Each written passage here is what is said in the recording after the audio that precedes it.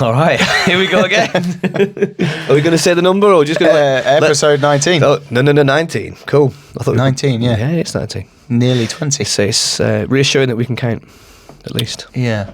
It's the first day this year we've been in here and it's not freezing cold, right? Yeah, no coats today. Yeah, man. It's not the first day of spring officially, but feels like the first day of spring. Yeah, it feels. I mean, it is nearly. Tomorrow is the first day of spring, isn't it? I thought it's 20th of March. I thought 1st of March was. I mean, in our family, we've always seen it like that because for us, that's when birthday. In our family, that's when birthday season starts. We've got loads of birthdays in March, and it feels like. I mean, it feels weird calling March winter, doesn't it? It's not winter. It's not. But I think officially, I'm pretty sure. I think it is the first. Well, I looked at it online, and I think officially the 20th of March is the spring equinox or something. But I think but I'm happy to accept that this is the 1st of March is spring. Let's relabel it. Yeah. So as in tomorrow. What is the 1st of March? Is it like a thing?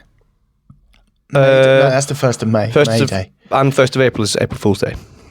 Yeah. So I don't think March is okay. It's the first day of spring. Yeah. Let's say that. Tomorrow. So that's it. We're changing it. It's very spring-like today. Hopefully you've got nice weather. Wherever you're watching this, please like and subscribe. All those millions of people all over the world. Well, it's going to be a lot different in all these different countries of people that are watching this, right? Yeah, there's so many countries, such a diverse audience. Yeah. You guys, thanks for watching. Please subscribe. We're on 60. We were on 68 and then it went down to 67. Someone's unsubscribed. Yeah, I'm assuming they're not watching. Whoa. So fuck you. Yeah, get fucked whoever you are. But 3 people, bump us up to 70. Ideally 33. I'd like to get to the 100. Yeah, that's a nice round number. Yeah, that'd be good. That'd be good. By the end of this year, I want to be up to 1,000. I think that's doable. I think it is. Yeah, we just need some good traction. Once we get more guests on, I think that'll help. Yeah, definitely. Yeah. So anyway, good to see you all. Yes. Kids coaching. We're going to touch on a few topics. There's something that we've been sort of focusing on for the last. I think it's probably getting on for 3 years now. We've run the kids program. Yeah, 3 or maybe even 4. No. It's either 2.5 or 3. But I think because Ben started when 4 years ago when he was 7. Before the kids but that was program. that was the family class. So you're probably looking at you're probably right. 3 years. Max. So I thought we could just talk, just have a bit of a review about if you were starting a kids class. We have got some questions as well, but if you were starting a kids class, what things to think about really? I wrote down a couple of syllabus little things. Yes. Let's start from the top. Yeah. Considerations when you're starting a kids program. I think your expectations as a coach, what you want to get out of it, because you could have different goals, couldn't you? Yeah. You might want a very competition-focused kids team like that. Okay. I imagine AOJ sort of. At AOJ, yeah. Art of Jiu-Jitsu. Let me bring it up as well. That is one of their goals because they were competitors. They obviously saw the benefit. That's created their whole life, hasn't it? Yeah. Being a high world champion, multiple time world champions, has sculpted their whole life. So that's obviously their value. And I'm sure they have people that train there that don't want to compete, and I'm sure they're fine with that. But it's a very competition-focused school, or that's how it seems from the outside. So you, as a coach, if you're starting a kids program, I think it's pertinent to start off and think, what do I want to get out of this? Or not necessarily what do I want to get out of this, but what do I want to give to the kids? What experience do I want to give to them? And is it right, guys, you're joining a sports team and we're gonna get out there once a month and we're gonna compete and we're all gonna go as a team and I'm gonna support you, I'm your coach and I've done it, I'm gonna be competing, you're gonna see me and I'm gonna lead by example. Is it gonna be that sort of thing, which is fine? Think about it, there's most activities that kids do now are sports, aren't they? Football, they go and compete in football, rugby, whatever, cricket. So looking at jiu-jitsu through that lens it's not a problem. It's good, But you might also think, actually, no, it's not about that. My main thing is I want to teach kids to be able to look after themselves and feel confident and be able to defend themselves should something happen. Maybe that's your main thing. Maybe you just want to give kids a good experience and come in and just blow off some steam and, make good friendships and build a good community of people enjoying a martial art together. And that's So I think it's important to establish your values because that's going to guide how you kind of mold the team and the environment and the atmosphere and the community and everything. You know, that's important, isn't it? Yeah, and how you set your values in terms of how much you kind of push them into things like competition. Yeah. I remember talking to a coach, and we were talking about like kids, and the conversation kind of shifted, or sort of naturally kind of evolved into like talking about like taking kids from like starting to being excellent competitors, and maybe like even getting into MMA and go to like the UFC and all these kind of things, seeing them from that, like however old they are when they start, all the way through to being a professional athlete. And it was very much like, that's not going to happen. Like, yes, that's a complete like one-off. One in a million. Like, yeah, so maybe not 1 in a million, but like it's unlikely. Yeah. Maybe in your career you'll get a couple of those, but most of the time they're just going to stop doing it in their teenage years, and you know, that kind of thing. And I remember thinking at the time, like, yeah, but there's like, that made me reflect on my values and thought, why am I doing this? Like, is that what I'm trying to achieve with the kids? Or generally, am I just trying to like give them the joy and the love of jiu-jitsu? Like, it really made me reflect on my like values and what I was trying to achieve out of like running the kids program for me, but also for the kids. Yeah, and I would say that you provide the latter. You know, you provide a nice, fun environment as the sort of head kids coach. You know, and somewhere for them to come and make friends and learn jiu-jitsu, and like you said, learn the love of jiu-jitsu. But if they want to compete, then we can be there for them too. But we're not. I wouldn't say that we're currently trying to make a team of like absolute world beaters, if you know what I mean. No, and that be the only thing that we're trying to do, sort of thing. You know, against everything else. It's just. It's more broad. I think that second approach is way more broad, and you're going to get loads more kids that are probably just going to love coming to jiu-jitsu. Maybe even they'll train into adulthood and still just enjoy doing it as a hobby. That's, you know, my goal. Like, is sort of the impact jiu-jitsu's made on me, like mentally and from like a personal development standpoint, is the thing that stands out to me that I would like the kids to be exposed to. Yeah. You know, so like that sort of like, God, like I can achieve, I can do hard things, I can commit to something, and over time that repetition will bring about an outcome. Like, you know, like I can challenge myself and be put under the cosh, but I can come out and do that. I can support my teammates and all these like little things that you get from jiu-jitsu that like you might not realize, but like you're getting it, it's all seeping in, and then hopefully that's seeping into other areas of your life. For me, that's like the main thing that I want to give kids the opportunity to do. Yeah. Huge value. Yeah. And part of that might be competing. Some of our kids compete and I support them to do that, and some of them don't want to do it, and that's fine. Yeah. But I think even in the kids classes, like it should be hard. Yeah. Like, because that's important. I think doing something hard is important. And it shouldn't necessarily just be all like games and soft and stuff. Like, I think we run like a fairly like sparring focused like kids program. And so some kids are going to come in and be like, this ain't for me. And that's fine. And other kids are going to be like, this is amazing. And some kids are going to be like, this is really hard. But then they sort of come out the other end. And that's what I really want. Yeah. And then they're like, oh yeah. And then they're passing that on to other people. Yeah. Can't think where I was going with that. But yeah, there was that. What was the other aspect? Yeah, the other aspect is like about like, having like a positive community and like being a part of something outside of school. 100%. And like having friends outside of school that share this interest with you, and you can go and like blow off steam and like that kind of thing. That was what I was just going to add actually. That is such an important thing, and it's so nice to watch the kids doing that like on a Saturday morning or whenever they come in, you know, evenings during the week.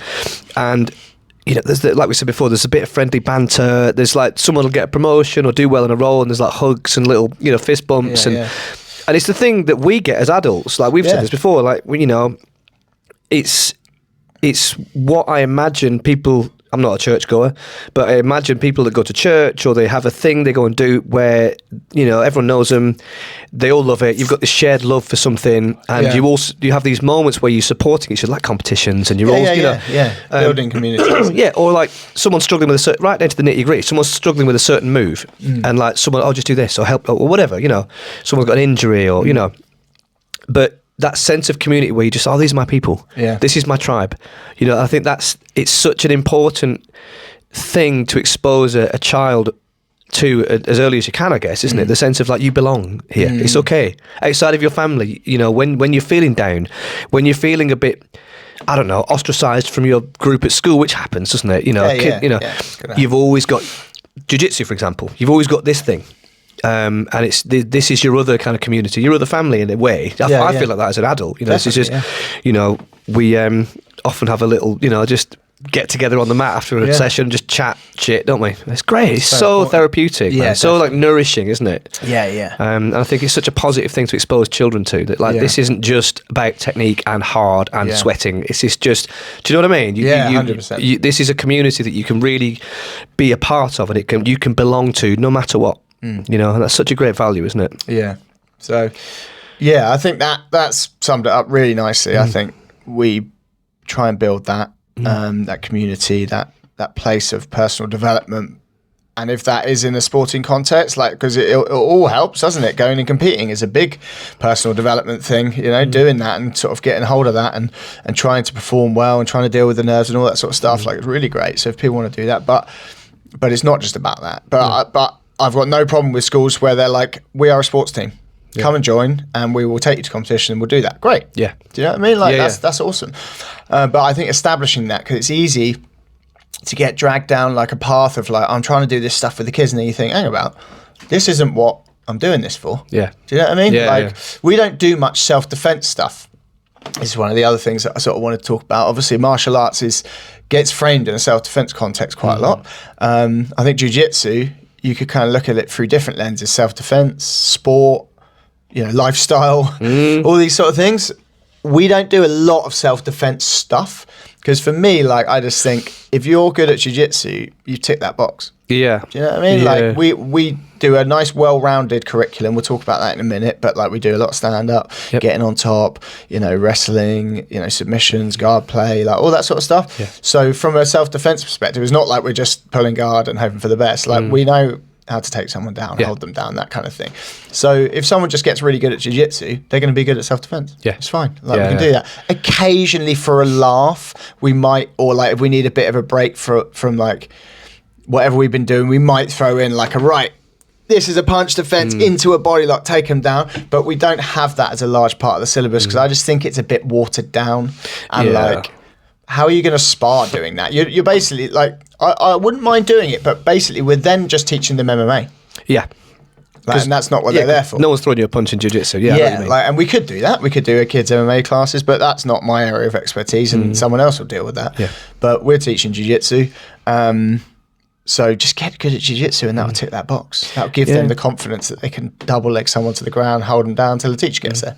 Yeah, man. I think it's also like the gym we're at and the things that we do. You know, we do judo, we do wrestling, you know, as well as we do jiu-jitsu. Yeah. Different levels, obviously, but they're also, the kids that come to the gym, they're getting the benefit of the things that we're learning as well. We're not just like a strict, I just do jiu-jitsu. Yeah. So do you know what I mean?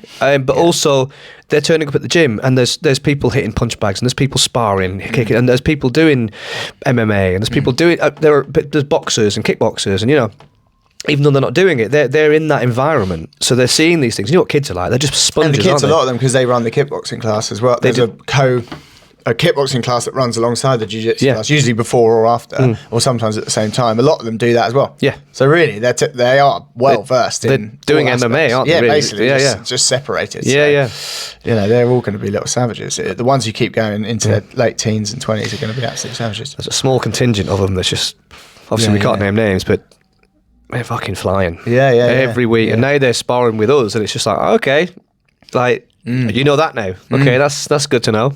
It's great. It's good. Yeah. So I think establishing your values and like what you want to get out of it and what you want to give the kids would be the first standpoint, because then that's going to decide how you structure your syllabus. Yeah. Whether you have a specific syllabus that you write down and you teach, and or whether you sort of do it in a more traditional way where you sort of have a looser idea. Like, I don't have a written down syllabus.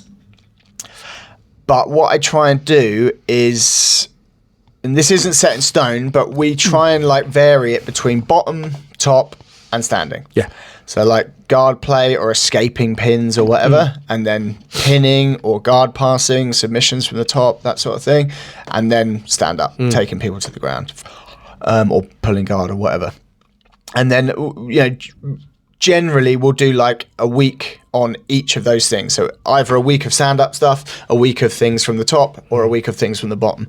Then sometimes I'll interject like a whole game week, where each session will do like sequences. So it'll be a takedown into a guard pass, into a pin, into a submission, to demonstrate like this is what jiu-jitsu looks like. Like we can teach it broken down into its component parts, but like this is how, this is like a whole sequence of events, and this is what it would look like. That's particularly good if you've got a lot of newbies. Because it really shows them like this is what you're trying to do. It can be difficult. Right, we're doing like these things from mount, and they're like, what? We start and we slap hands and we stood up. Like, how do we even get there? You know, it's hard. So that can be quite useful. And sometimes I'll extend it out. Like if we, like one week we did half guard, and I got to the end of the week and I thought, we need to do another week on this. Maybe we need to do another 2 weeks. Well, because of how they were because they were like picking it up, and by the end of the week, they'd sort of got to a point where I was like, they know enough now that we can come back and teach them more stuff, and they've got the context and the idea, and they're going to be able to pick it up better. Whereas sometimes at the beginning of the week, you start teaching something, and it's so like foreign, like they can't even like contextualize what's happening. Even with the best will in the world, you're just giving them different drills, different games, different moves, live setups, positional sparring. You're explaining it, but they're still like, ooh, what's going on? Because they're kids, it's difficult. But then like by the end of the week, they're really like into it, and you think, right, let's go back.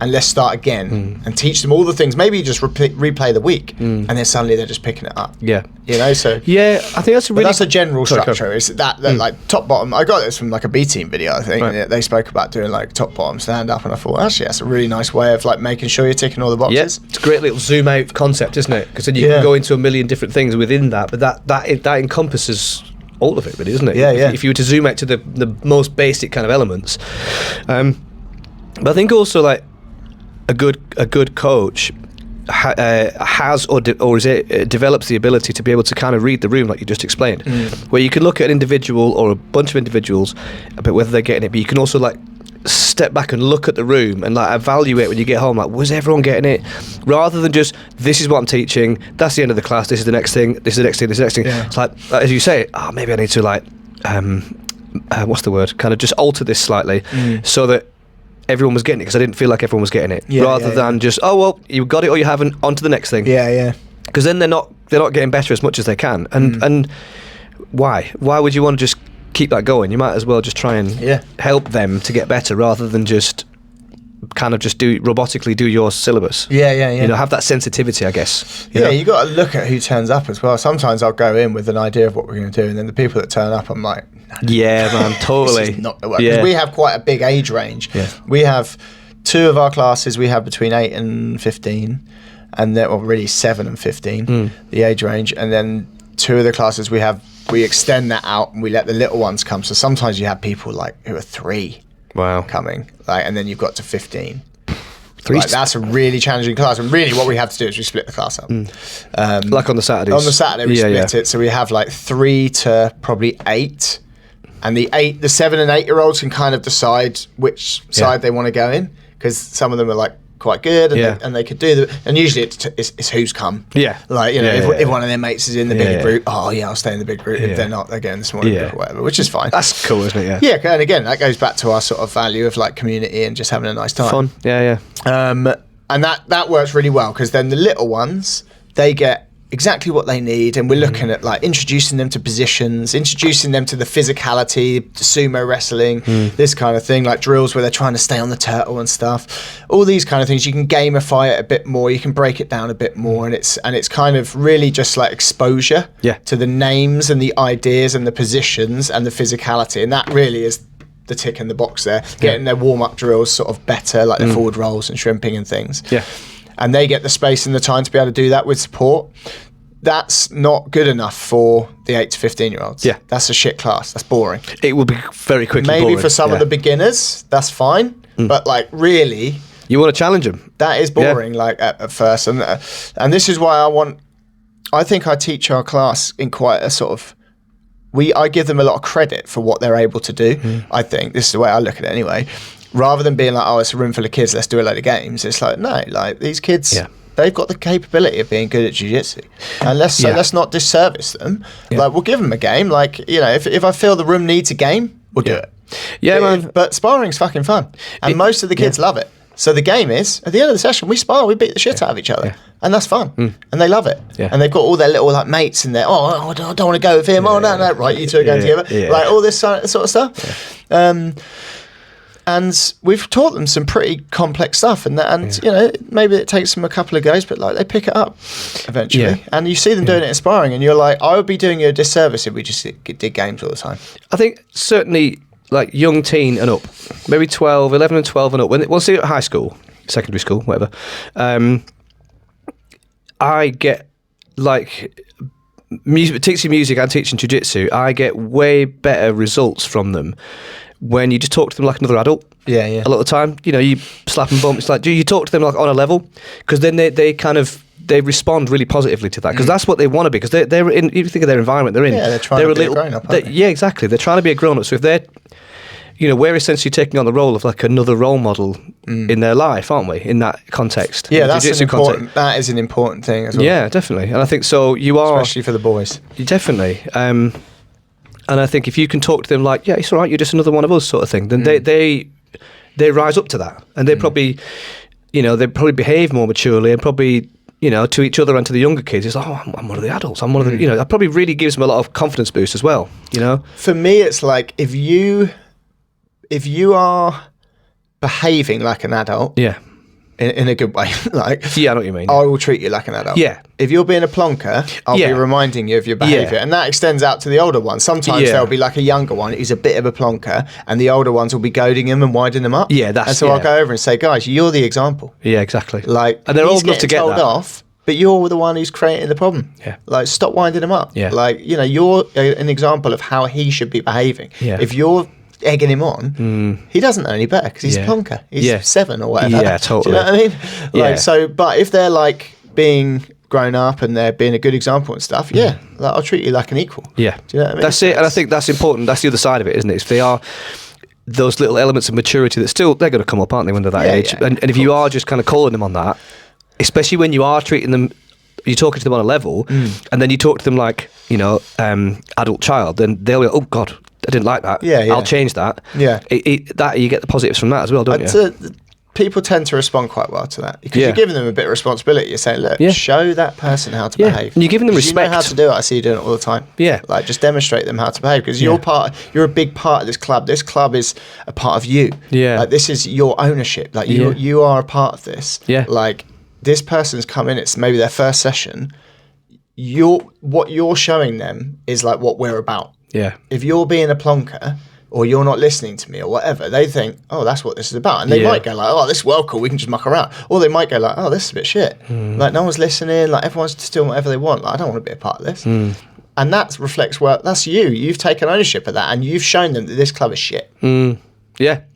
Like, do you want people to come and like loads of sparring partners and have a really great place? Well, you need to demonstrate what this is all about and how good it is. Yeah. You know, and people tend to like sort of respond take that, and they're like, yeah, you know, yeah, it's good. Definitely. Yeah. So I think syllabus is important.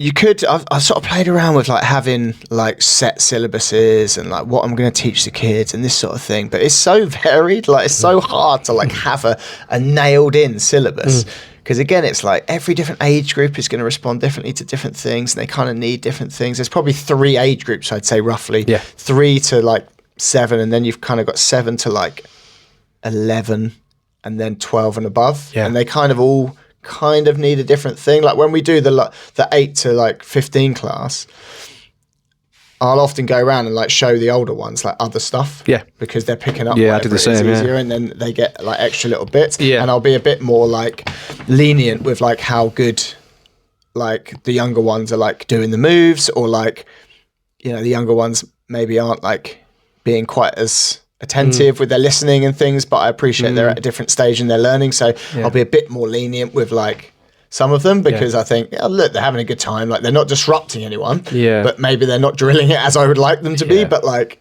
and also it's another way of giving them, the older ones, respect of like, okay, you guys have got this, let me show you this, you've unlocked this extra little thing, you know. so that all feeds into that respect as well, doesn't it? And it sets those values for when they're in that position and they're going to be showing a younger one, oh yeah, check this out. Yeah, and they'll do that. you know what I mean? I've seen that in classes recently where like maybe there was a class where I was just only there on my own. I would say another thing is like get a few people in for coaching the classes. Yeah. If you've got like 20 plus kids, like 2 or 3 people plus is necessary. If you're doing it on your own, it's not as good as if you're doing it with someone else or another couple of people. Yeah. But I've seen a few times like I'll turn around and like some of the older ones are like helping the younger ones, and I'm like, love that. Yeah, that's good. That's when it's like, you're passing that value on, aren't you? That's when that's the good stuff, isn't it? Yeah, it's really good. So, yeah, I think get a syllabus, a rough just outline, a skeleton outline. Like if you're coaching the kids, hopefully you've got enough technique that you understand how to teach and like, or you're learning as you go, but you've got enough technique to be able to show them some stuff from all directions and all positions. But have a rough outline so you're not just doing the same thing over and over again. Yeah. You know, I guess I'm always doing half guard. Like we've done like 10 weeks on half guard and we haven't even ever done a throw. It's like, you know, let's sort of try and be, and you know, see if you can keep some notes so you've got a bit of an understanding.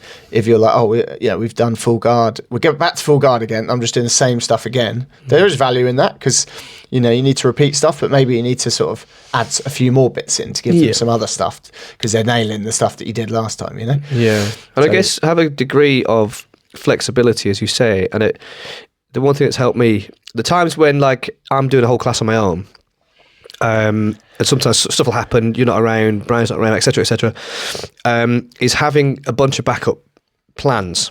Because you don't know, like, there's going to be some newbies. There's often some newbies that you don't know they're turning up. And, or there'll be people on the list that are dying to turn up and they don't turn up. You know, so it's, oh shit, okay, we've got to diversify a little bit. Have always be not expecting, but just be ready to have to change it up on the spot. I think, oh fuck, okay, let's do this. Because they're not going to get the value that I wanted them to get from this as a class. It's just not appropriate for them. Yeah, definitely. That's where I think the sequences can be quite useful to have in your back pocket. If you were going to go deep on something, but the people who turn up, it's not appropriate. It's like, right, bang out a sequence. Break it down. Oh, Soto. Side control. Far side Americana. Yeah. Easiest lesson of all. Do you know what I mean? Like that sort of thing. And then just like a little bridge and escape or something, or trap and roll escape or something like that. As long as they feel like they're getting something, it's like, oh, I learned something, Other thing that you see quite a big variation on, and again, something that I think people should think about in line with their values is the grading system. How are you going to organise that? You know, I guess first thing to think about is, do you own your own gym? And do you want to use grading as a money spinner? Which a lot of people do, and I'm not going to say I agree or disagree with it because everyone's got to make their own decisions. We don't own the gym, so we don't have to think from a financial standpoint. But I know some people are going to like use grading to make a bit of money, and ultimately keep the lights on. You got to make the decision from a business perspective. So you might say every 6 months we're going to do a grading, and people pay to grade, and you know what they pay for, they get their belt and the certificate, and you know that kind of thing. And you're going to organise like your thoughts around when you're going to promote people around that, and that is what it is. Some people are going to put out a judgment on that. I'm not going to do that because people have got to run their own business, and that's just part of it. So whatever. We're fortunate that we're not in that position. We're very lucky. So for me, the consideration was, do I want to have like a team of savages that like when people visit, they're like, man, these guys are so good. And really, the way you're going to do that is by trying to be a good coach, but by promoting people slow. Yeah. If you promote people fast, they're not going to be as good as if you promote them slow. It's like, it doesn't matter how good your coaching is. If you decide that from 0 to 6 months, they're going to achieve their grey and white belt, which is the first belt you get. If another coach says, oh, no, it's going to take them 2 years to get the grey and white belt, I view it as like a sort of blue belt. Their grey and white belts are going to be way better than the other gyms just newly promoted for it because they've just been training longer. Yeah, and they're going to all compete in the same place. When it comes to competition. Same bracket. Yeah, so, and everyone's going to vary. Sometimes you're just going to get kids who come in, they pick up really quick. In 6 months, they get the grey and white belt, even though you're not a fast promoter and they're good already. You can't deny it sometimes, can you? That's just the way it goes. Yeah, same with the adults, isn't it? For me, I wanted to be sort of somewhere in the middle because the good thing about the kids' grading structure is you have 12 belts to give them before they get onto the adult grading structure. So you've got your greys, yellows, oranges, greens, and then they have like the white stripe through the middle, the solid colour, and the black stripe. at each one. So that's 12 belts, 4 stripes. It's a lot of promotions. 48 promotions, 50, I guess, in a way, because the belt is another one. So, yeah, more than that, 48, 52. 52, yeah. So there's a lot of like time that you can like be promoting people. You can be doing it quite regularly. But again, like I don't want to hold kids back because I appreciate like kids can be quite goal oriented and they want to like achieve something, and you want to reward like consistency and hard work and good attitude and skill development. But also, you don't want kids from other clubs coming in and just running through your like equivalent belts, because that's a bit demoralising. Yeah. Like our coach Colin, like I would say, is quite a slow promoter. Yeah. But he wants everyone to feel like they're ready for the belt. Yeah. Like when they get it, when they go to that first competition, they're like, oh yeah, look, I'm right in here. Yeah, I love it. I absolutely. And I love think it. that's the right thing. Like you Yeah. could say that, oh, he's doing that because he wants his team to be really good, and it's like that's one way of looking at it. But the other way of looking at it, and when Cole spoke to me about it, he's like, I want people to so that they feel good at their belt. Like they've achieved everything they wanted to at their previous belt. Yeah. And then when they go in at their new belt, they're like, oh yeah, I am this level. Rather than being like, fucking hell, I've got a long way to go. Yeah. Like, I won't compete again for another year because I really need to get better. Like no one wants to feel like that. Yeah, totally. Do you know what I mean? Yeah, you're absolutely right. It's it's a tricky one. I love the fact that it's. I've said this before, haven't I? Because I think what happens with a slow progression is when you get like every stripe, you feel it, don't you? You're just like fucking hell. And then you get a belt. Every belt it means so much more if your coach is in a position where you can do it slow, and that's part of his ethos, his or her ethos, It does, it's become so much more valuable, isn't it? With the longer time in between. And I don't know whether this is good, bad, toxic, whatever, but like the way the culture around belts in jiu-jitsu, because it is, let's talk about it and we'll work it out, because it's highly subjective. It's basically just down to the coach. There's no grading criteria. Most gyms don't have a grading criteria. Well, like a centralized sort of. So you don't really know. Yeah. Like the only inkling is that you're on your 4th stripe. Yeah. So you think, well, I'm getting close. Yeah. Like, I've got quite an open policy. If someone wants to come and ask me what they need to do to get their next promotion, happy to talk to them about it. If someone asks for their next promotion, that's going to slow it down. That's not a good show, is it? And I'm trying to work out, is that okay? Is that a toxic thing? Like, I don't think it is. I think like the culture I want to build at the club, and this is something that we had. So if you're starting your kids program, this is something that we worked quite hard to kind of stamp out, is people like constantly asking about promotions. Is anyone getting a stripe today? Is anyone getting promoted Is this today? the kids you mean? Yeah. And I'm like, I had quite a few words with them where I'm like, guys, I want you just to forget about promotions. They'll happen when they happen, but I don't want you doing jiu-jitsu just to earn the next belt. I want you doing it to get better at jiu-jitsu, because you enjoy it and you're focused on the technique and just getting better. And if you do that, magically what will happen is you'll get promoted. Because you're showing the right attitude in training, you're focusing on getting better, you're being a good training partner, you've got a good attitude, you're turning up on time, all these things. We'll get back to being on time, remind me about that. You're turning up frequently, like you're ticking all the boxes of what a good training partner looks like, and you're getting better. The promotions will just happen. Like you don't need to constantly be like focusing on it, because if you constantly focus on a goal, it like never seems to happen. Then you just get dismayed because the goal's never happening, and then you're getting annoyed, and it's like you've got the wrong focus. You want to build process orientation, and I think that is a really useful skill for life. Going back to like the values about what I think we should be running the program for me is about teaching them like life skills, and like just focusing on being like, right, I want to achieve this goal. This is the path to it. I'm going to nerd out on this path and get so good at it that the goal is just going to happen eventually, rather than being like annoyed. Oh God, like I really want that goal. I really want it, but I'm not doing anything about it. I just want it. It's like, no, mate, that's not the way life works. Yeah, you're focusing on the desperation of it rather than the goal. You got to run the marathon. Yeah. You got to actually run it. And then get to the finish line. Yeah, that's it. You can't just take a taxi to the finish line. That's not the way life works. So our sort of like culture is like, you never ask for your promotion, like, or you don't ask for like stripes or whether there's a belt being done. And I'll teach them this early on. But if you want to come to me and say, what do I need to do to get promoted? I'll tell you. I'll say, I think you need to work on this area. I think you could do with like maybe like being a bit of a better training partner. Like I noticed, like when you're sparring with people, when they get the better of it, you get a bit annoyed and you tend to like stomp off, like you know, whatever it is for that person, we'll say these are the things that you need to improve on. And you know, when I feel like those things are getting better, then your promotions will come. Yeah, because you're asking for constructive criticism rather than a reward, aren't you? Yeah, like look, show me the route and I'll do it. You know, okay, great. Like here's the path, walk it, and then you'll get to the goal. You know, rather than just being like, I want the goal, I want the end thing, give me the promotion. Yeah, that's it. Someone asked recently, when am I going to get my next belt? I went, not tonight. Yeah, even if you were going to get it, you're not. Yeah, because he had a bit of an. When am I going to get my next belt? And I'm like, mate, you just proved you're not worth. What are you talking about? You're not ready for it. Yeah, like just forget about that. Just you know, come up to me and be like, how can I improve my triangle? Or ask me a really insightful question that shows me that you're developing your understanding of jiu-jitsu and that you've got this thing that you're trying to get better at. That would make me more inclined to give you your next belt, because I'm like, wow, that was such a great question. You're obviously really like developing your jiu-jitsu kind of mindset. Yeah. Here's your next belt. Well done. Yeah, man, totally. Do you know what I mean? Like, I don't think that's a bad thing, like necessarily.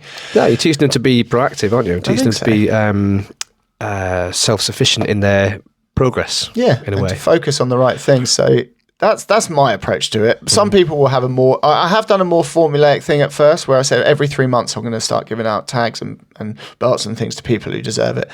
And in the end, it's just people were constantly like, "Oh, is it that time?" Yeah, because they're looking at the calendar. I'm just going to forget about that. Yeah, I'm just going to do it when I feel people are ready. Yeah, I mean, again, something we've said before. I've certainly said it before on the podcast. Love that moment when we circle up as adults and Colin's like, "Fix your gears," and everyone's like, "Oh." There's just such a great energy in the room, isn't there? Yeah. I love it. And I think you can see the kids feeling that as well when they're. Yeah, it's nice. Yeah, it's really nice, isn't it? And it's and another thing about like promotions is like when you've got, because we train quite a few like brothers and sisters and things like that, and it's them realizing that actually just because their brother or sister gets promotion doesn't mean they're getting one as well. Yeah, Violet's felt that a couple of times. Yeah, and they go through it and they come out the other end. Yeah. But you know you're there like, here we go. Right, you can have a strike. You're not getting. Well, obviously you don't say anything, but then it's like, all right, well done, guys. See you later. And you just see their little face, and you're like, oh.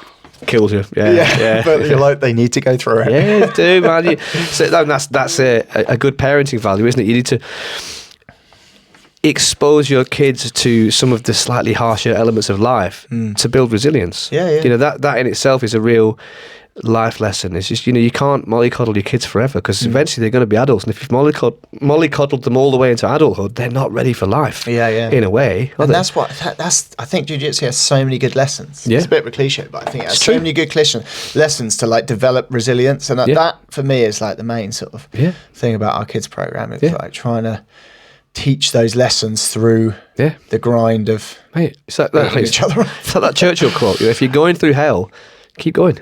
You know, if you're in a horrible position and someone's got something on you, A, you can always tap, but B, if you're able to not tap and you're not going to injure yourself, just keep going. You know, you might find that you'll find a little opening, a little bit of space, you can get an elbow in, a knee in, and get some, and then all of a sudden you realise, oh shit, I mean, I've got the guy in mount now, or whatever. You know, it's not always a foregone conclusion that I've fucked it. Yeah, do you know what I mean? I'm going to give up. And that you can carry that through into so many elements of life. You know, life is tough sometimes, isn't it? And so you can translate that. You know, that mindset that you're that culture that you're cultivating. You know, definitely, it's very valuable. It's good. I think we'll call it there. That was a very sensible one, wasn't it? Yeah, I think. Look, there's probably other stuff to think about, and if you've got questions, chuck them in there. If you're starting a kids program or you're running one, chuck questions in the comments, and we can touch on those in other weeks. But I think that was a good sort of bunch of info. We can talk about parents and how to manage parents and all these sort of things another week, but I think that was some good info about like thinking about what to sort of consider before you start your kids program. I'm going to be starting up Patreon, which is going to be all about coaching kids. So how, you know, with tutorials about how to literally deliver mount the back, you know, how to break it down into games, how to use like strengthening exercises in your warm-ups, you know, how to literally teach quite complex things, but to, you know, young people. So if you're interested in that, again, put it in the comments. It'd be good to know if people out there wanna see that. Like and subscribe. We're 2 episodes away from being in the top 1% of all the podcasts in the world. See you next time. Sorry about the lack of dick jokes this time as well. We'll fill it in next time. Next time. Yeah. See you later, guys.